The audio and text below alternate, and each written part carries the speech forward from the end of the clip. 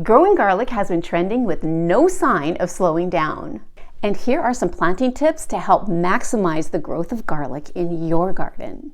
Garlic can be planted in the spring or the fall, but the cloves really develop best if it is planted in September or October. That doesn't mean that planting garlic in the spring is a waste. It's just that the bulbs don't have enough time to develop full, sumptuous cloves.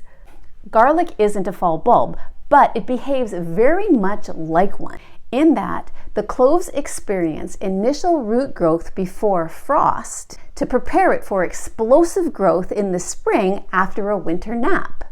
So let me share some of the things I do to get these cloves growing. Choose firm, unblemished garlic bulbs with snug outer sheaths and break off the cloves at planting time. Clove size correlates to grown bulb size, so use large, healthy cloves. I plant my garlic cloves at a depth that's 2 to 3 times their width. In zone 3 and 4, it is best to plant garlic directly in the ground for the greatest insulation through winter.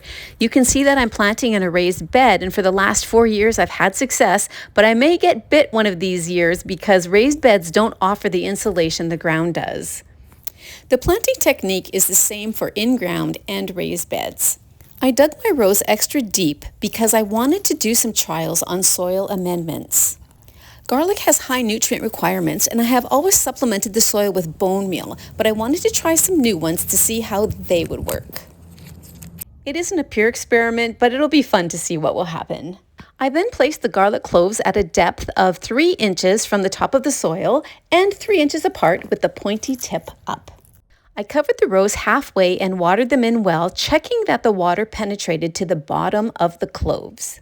Then I filled the rows to soil level and watered that layer thoroughly.